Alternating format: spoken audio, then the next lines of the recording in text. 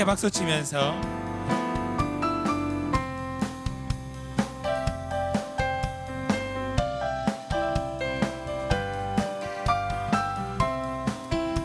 함께 고백합니다. 당신에게서 꽃내음이 나네요. 잠자는 나를 깨우고 가네요. 싱그런 잎사귀 돋아난 가지처럼 어쩌면 당신은 장미를 닮았네요. 한 번 더 고백해 볼까요? 당신에게서 꽃내음이 나네요. 잠자는 나를 깨우고 가네요. 싱그런 잎사귀 돋아난 가지처럼 어쩌면 당신은 장미를 닮았네요. 당신의 모습이 장미꽃 같아. 당신을 부를 때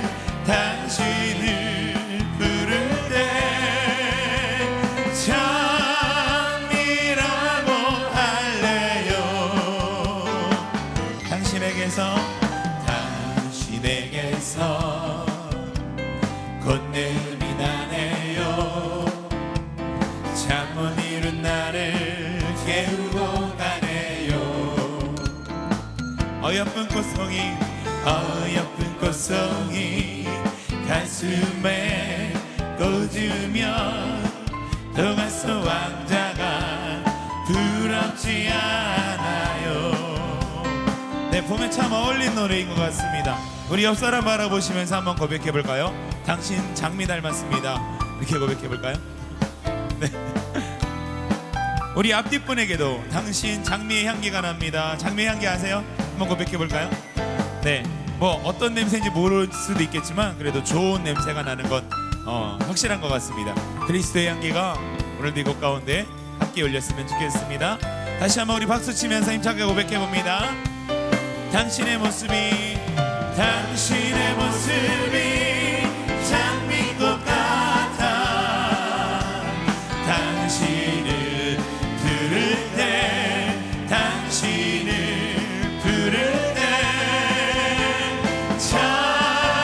장미라고 할래요. 우리 여러분들의 고백해 볼까요? 하나, 둘, 셋, 넷. 하면서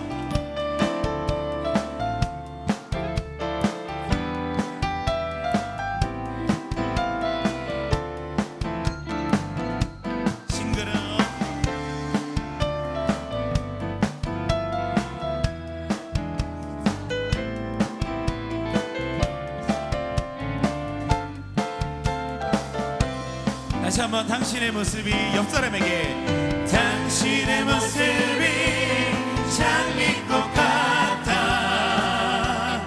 당신을 부를 때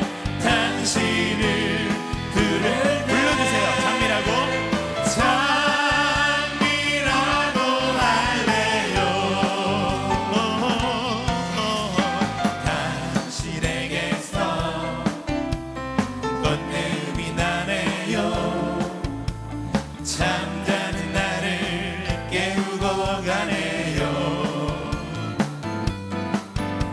싱그런 잎사귀 돋아난 가지처럼 어쩌면 당신을 장미를 닮았네요. 싱그런 잎사귀 돋아난 가지처럼 어쩌면 당신은 장미를 닮았네요. 어쩌면 당신은 장미를 닮아요. 어쩌면 당신은 장미를 닮았네. 서로 얼굴을 바라보시면서 어쩌면 당신은 장미를 닮았네요. 다시 한번 우리 서로 옆 사람 바라보시면서 당신에게서 꽃향기가 납니다. 한번 고백해 주시겠어요? 어떤 분, 나 오늘 목욕 안 했는데? 뭐 이렇게. 네. 계속해서 우리 한 곡 더 나누도록 하겠습니다. 아마 이 곡의 멜로디도 여러분들 많이 들어보셨을 거예요. 근데 가사는 우리가 하나님을 찬양하는, 그런 높여드리는 가사 내용으로 이 노래 한번 불러보도록 하겠습니다. 다시 한번 힘차게 박수 치면서 함께 고백하겠습니다. 박수 치면서. 헤이!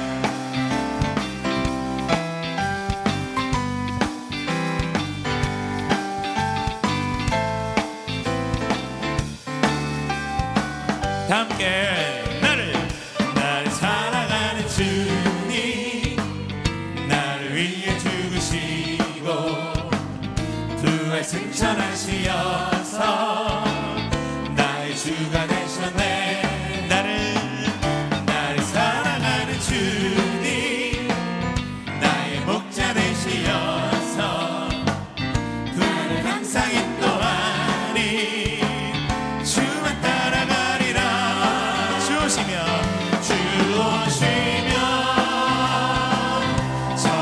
천국에서 주님과 살리라. 영원토록 주 오시면 천국에서 주님과 살리라. 영원. 이거 아세요? 다시 한번 나를 사랑하는 옆 사람하고 나를 위해 죽으시고 잘하시네요. 부활 승천하시어서 나의 주가 되셨네. 이번에 우리 여러 옆 사람에게 널 사랑하는 주님, 나의 목자 되시어서 나를 항상 인도하니 주만 따라가리라. 주 오시면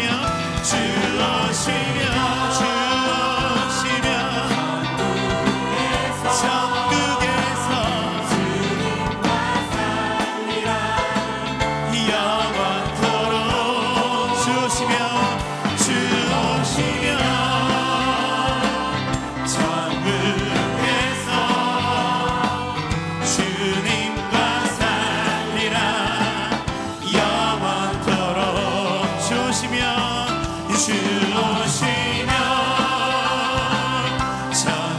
천국에서 주님과 살리라. 영원토록 주 오시면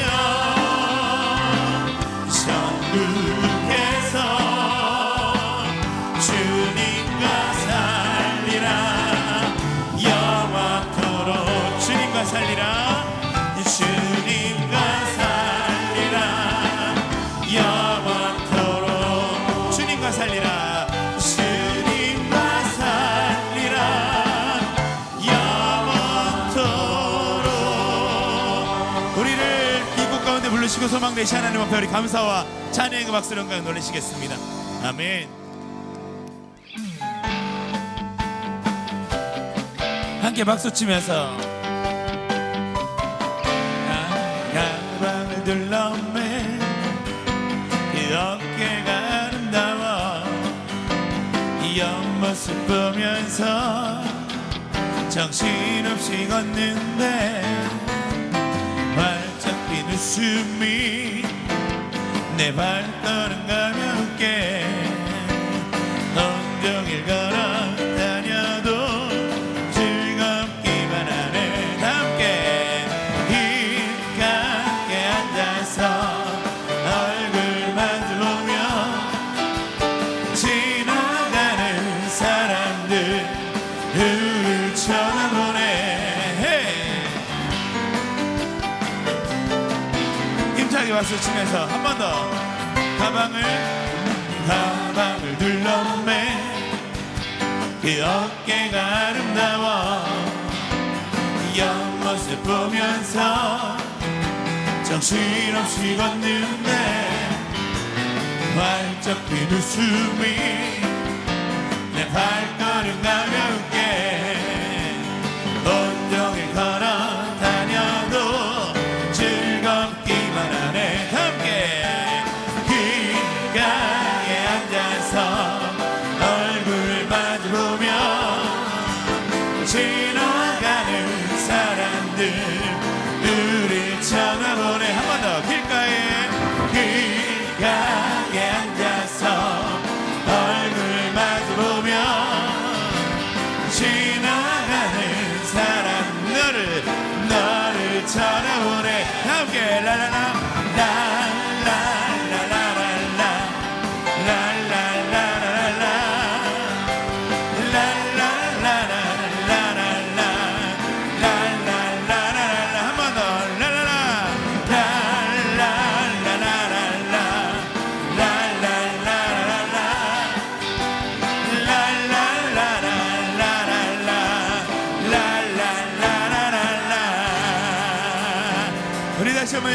여러분에게 이렇게 고백합니다. 당신 참 아름답습니다. 잘생기셨습니다. 왜 욕을 하시죠? 네. 우리 다시 한번 우리 옆 사람에게 당신을 보면 볼수록 좋습니다 고백하겠습니다. 시작. 네. 이 다음 거 우리 함께 부르시면서 또 교제하실 텐데, 우리를 부르신 그 하나님의 사랑 안에서 다시 한번 교제하시고 우리 고백하는 시간 됐으면 좋겠습니다. 박수 치면서.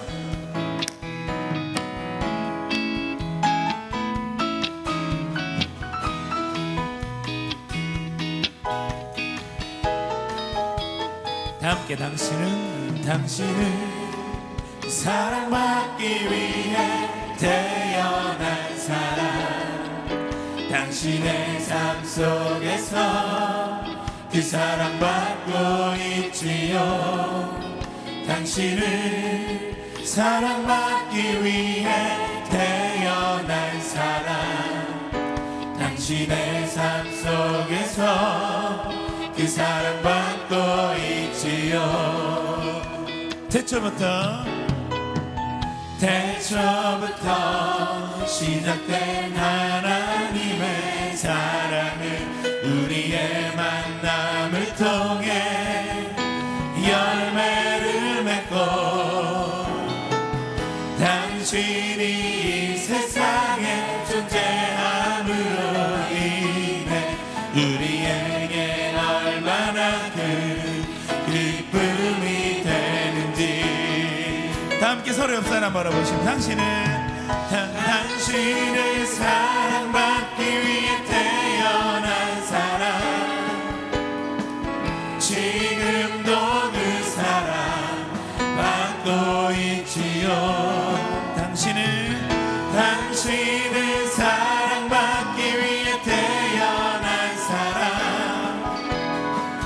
지금도 그 사랑 받고 있지요. 한 번 더 고백합니다. 당신을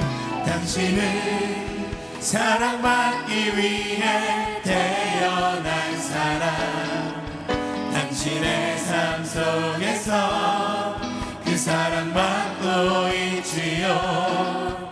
당신을 사랑받기 위해 태어난 사람, 당신의 삶 속에서 그 사랑받고 있지요. 우리 서로 옆 사람 손을 잡고 태초부터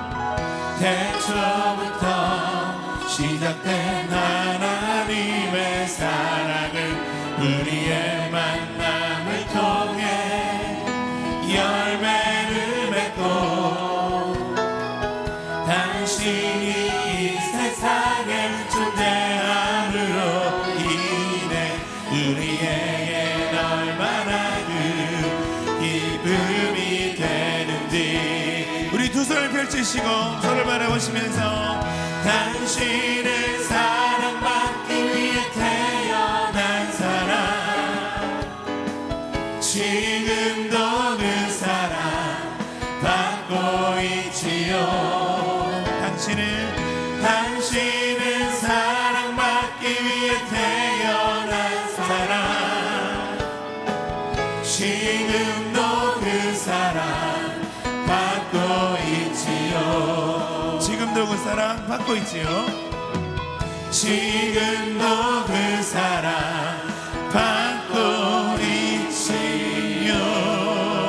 우리 서로 옆 사람 안아주세요. 이렇게 안아주시면서 주님의 사랑으로 사랑합니다. 꽉 안아주세요. 뼈가 으스러지도록.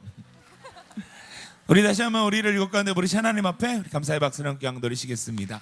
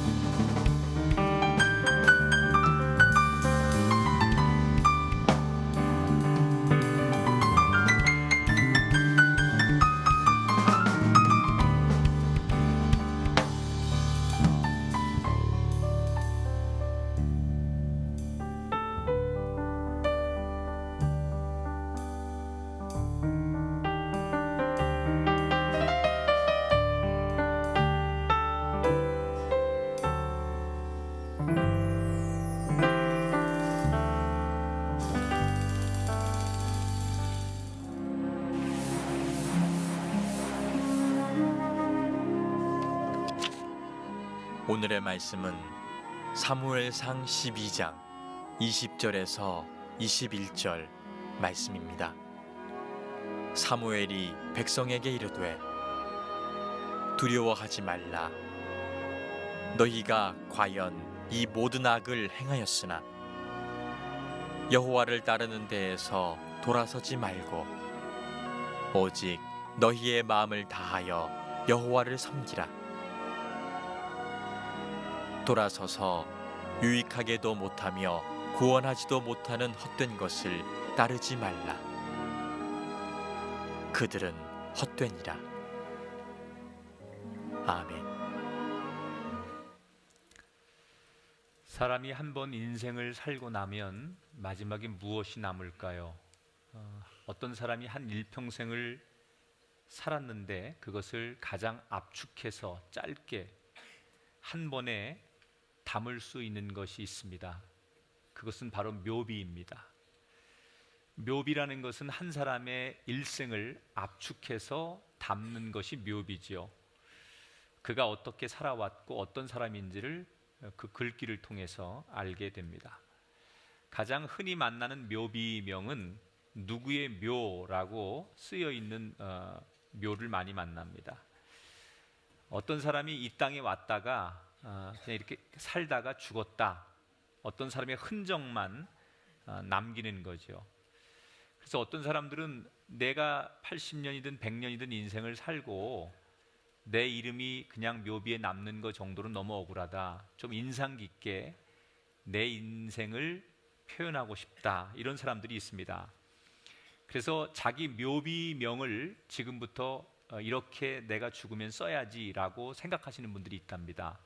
우리가 잘 아는 분 중에 개그우먼 김미아 씨는 자기가 죽으면 자기 묘비명을 이렇게 쓰겠다고 합니다. 웃기고 자빠졌네.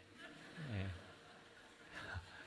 자기가 남들을 웃긴 일생을 너무나 잘 묘사한 묘비명이라고 생각이 됩니다. 평상시에 늘 비꼬기를 좋아하고 날카로운 비평가였던 영국의 극작가 버나드 쇼는 자기 묘비에 이렇게 썼습니다. 우물쭈물하다 이럴 줄 알았지. 어니스트 해밍웨이는 인간의 비극적이고 허무한 인생을 묘사했던 문체 그대로 자기 묘비에 일어나지 못해 미안하오라고 남겼습니다. 한국 기독교사에도 빼놓을 수 없는 몇 가지 유명한 묘비들이 있습니다. 제가 기억에 남는 것은 호머 헐버트 선교사의 묘비입니다.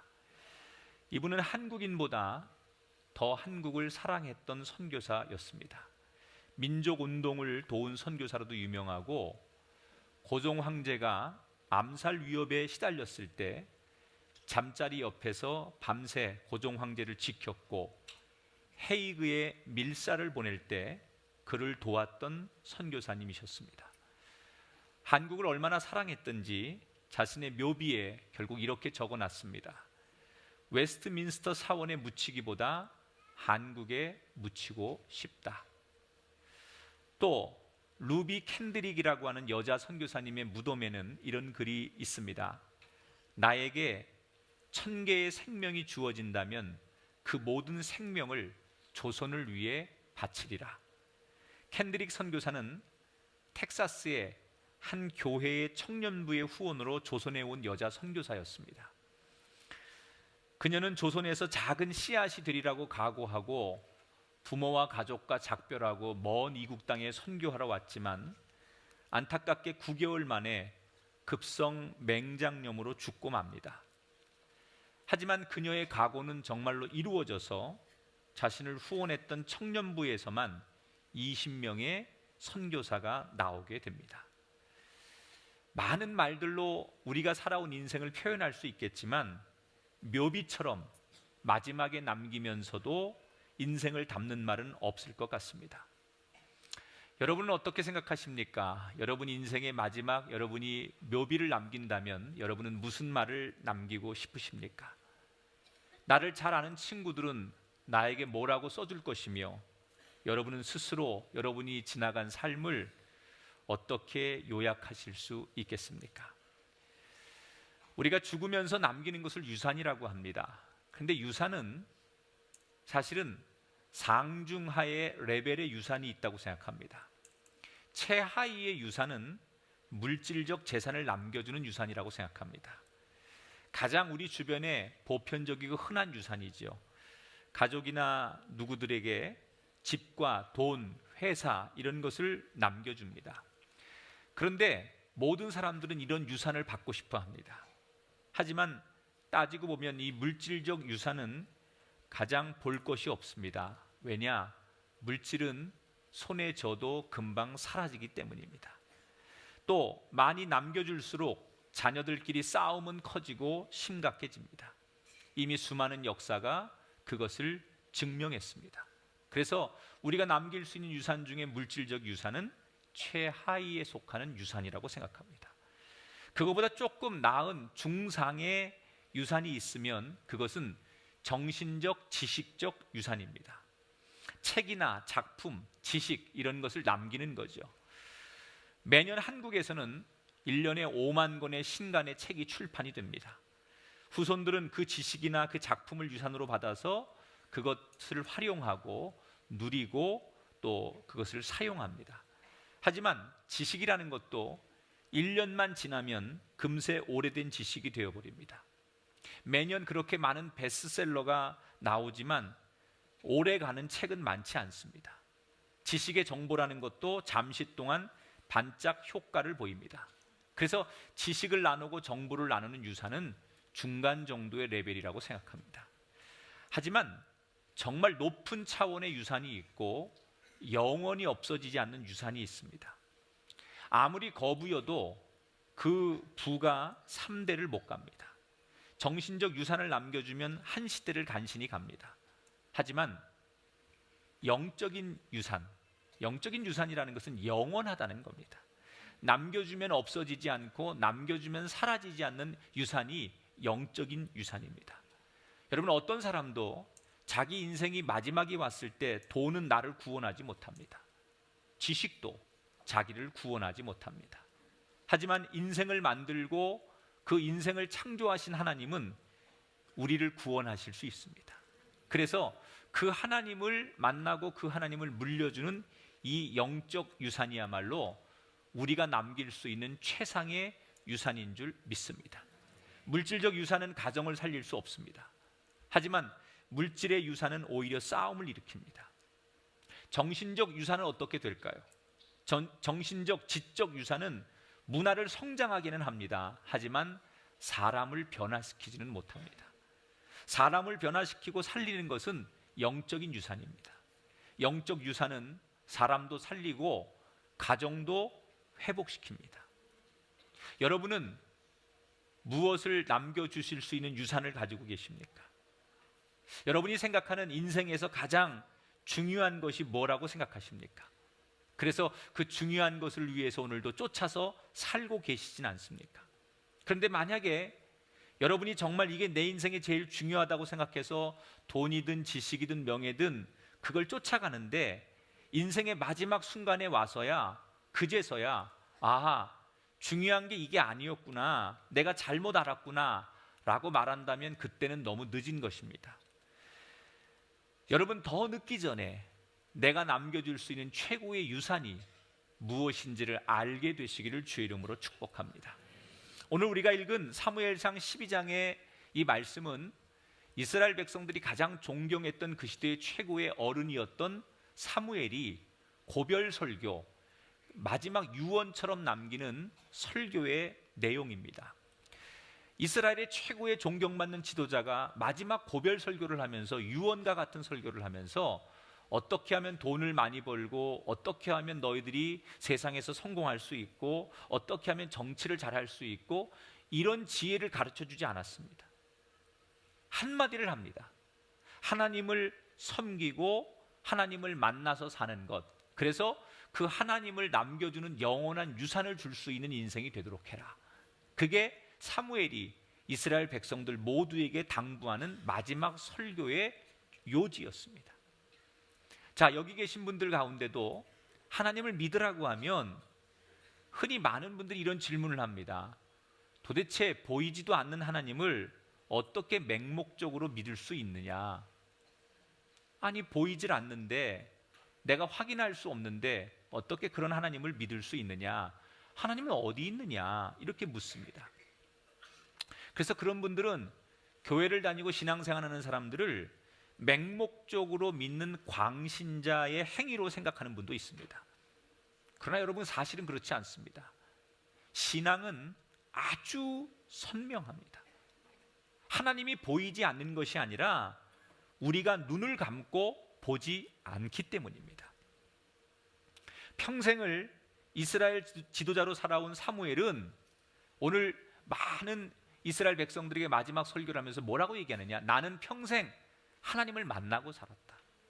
내 평생 나는 하나님의 목소리를 듣고 하나님의 손길을 통해서 그 하나님을 체험하고 날마다 그 하나님을 만났다.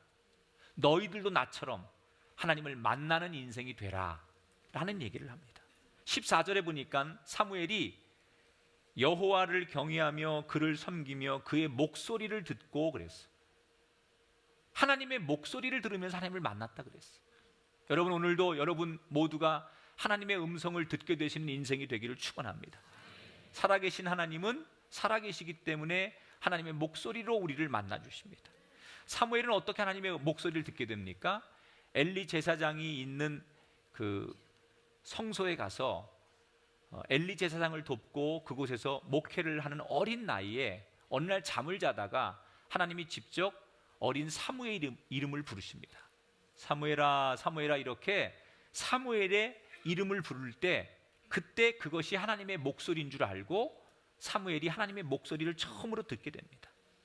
그리고 그 어릴 적에 하나님의 목소리를 들었던 사무엘은 평생 하나님을 만나게 됩니다. 어른이 되어서도 만나고 나이가 늙어서도 만납니다. 여러분, 여러분의 인생도 지금부터 날마다 하나님을 생생히 만나시는 인생이 되시기를 주님의 이름으로 축원합니다. 제가 오늘 여러분에게 한 사람의 인생의 이야기를 소개하면서 설교를 좀 정리할까 합니다. 살아있는 우리 시대 최고의 지성인 가운데 한 사람을 꼽아라 그러면 많은 분들이 주저없이 꼽는 공통적인 인물이 이어령 박사입니다.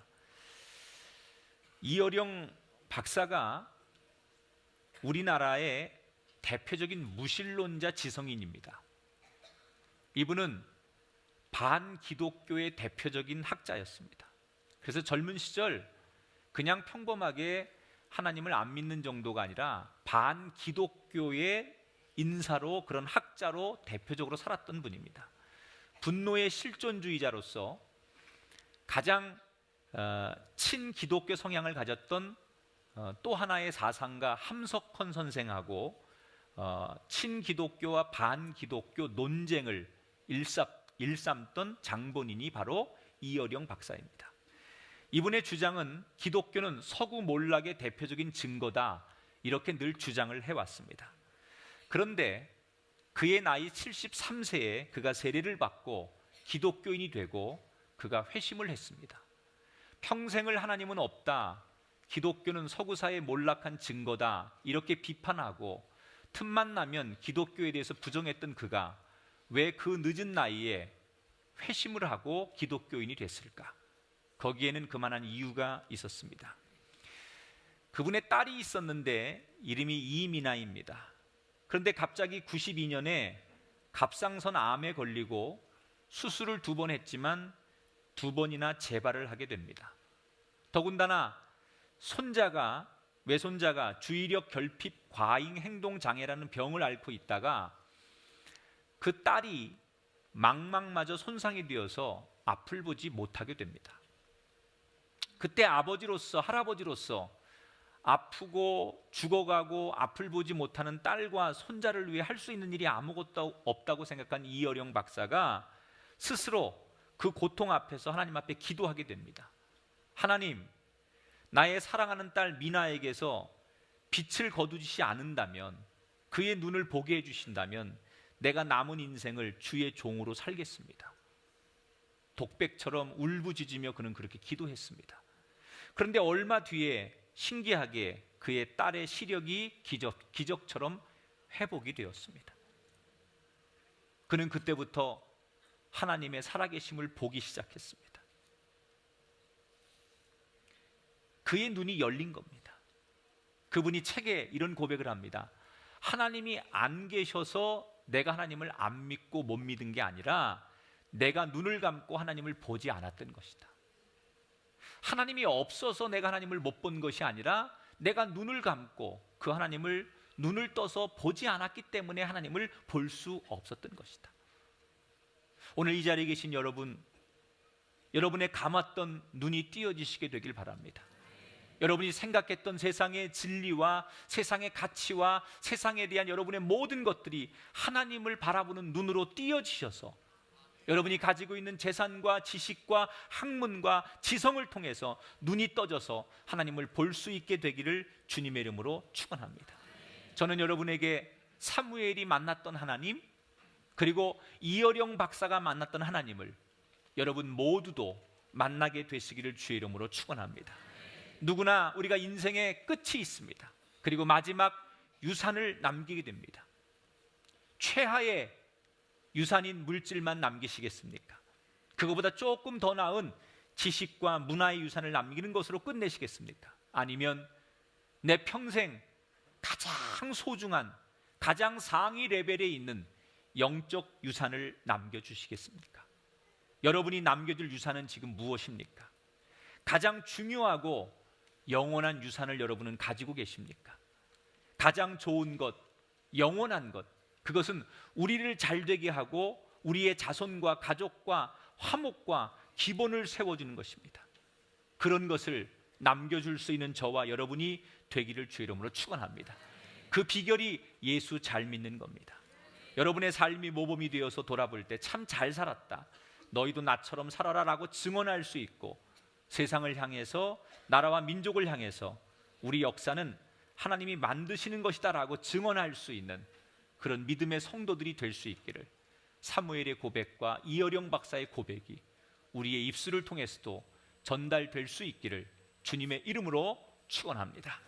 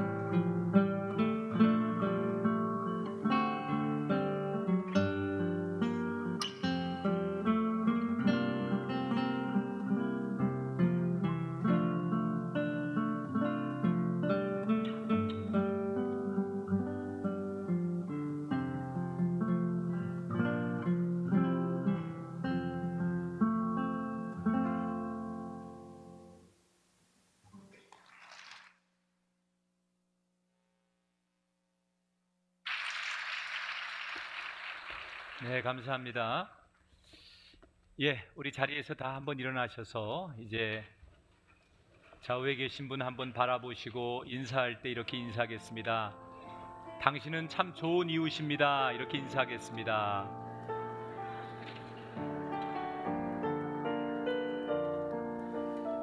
서로에게 좋은 이웃이 되시고 또 정말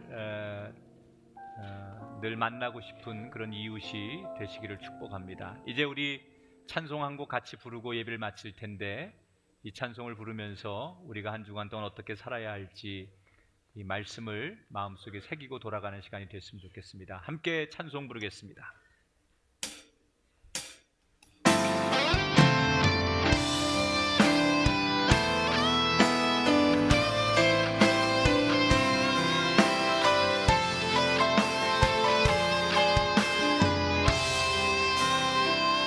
아버지 당신의 마음이 있는 곳에 나의 마음이 있기를 원해요.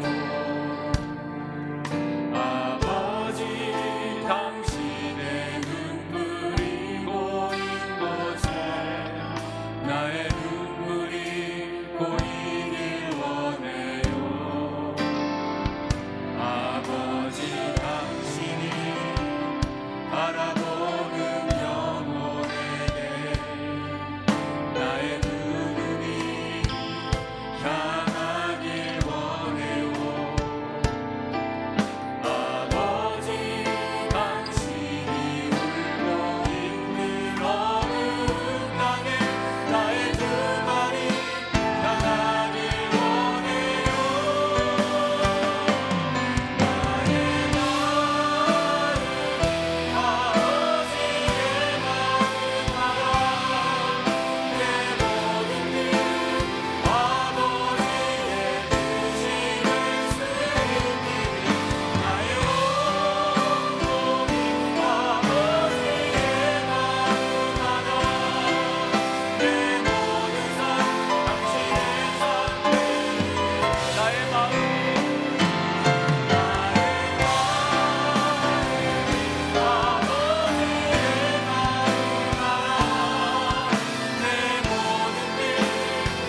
아버지의 뜻임을 숨기리.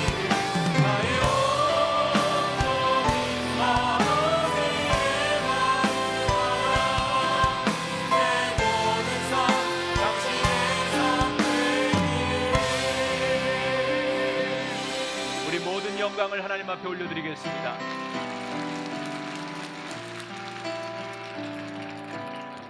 불편하지 않으시면 두 손을 가슴에 얹고 마지막 기도를 드리겠습니다. 살아계신 하나님, 너무나 허물 많고 부족한 저희들을 오늘도 외면하지 않으시고 사랑의 손을 내미셔서 저희들을 불러주시고 붙잡아 주셔서 감사합니다. 저희에게 하나님의 자비가 필요하고 하나님의 은총이 필요하오니 한없는 하나님의 자비와 은혜를 베푸셔서 하나님의 자녀로 살아가는 데 흠없게 하여 주시옵소서.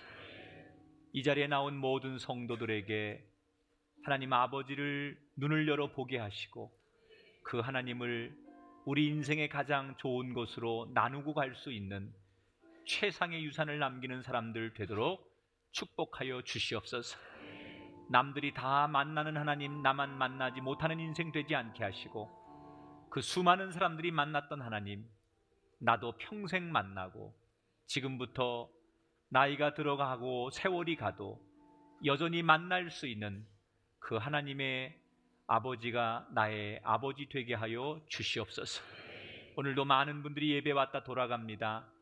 저들의 인생의 가장 행복한 날 되게 하시고 삶이 터닝하는 시간 되게 하시고 새로운 계기가 기적이 시작되는 날이 되게 하여 주시옵소서. 이제는 우리 주 예수 그리스도의 은혜와 하나님 아버지의 극진하신 사랑하심과 성령님의 감화, 감동, 역사하심이 오늘 귀한 예배 마치고 돌아가는 모든 사람들 머리 위에 이제로부터 영원히 함께 하시기를 간절히 축원하옵나이다. 아멘.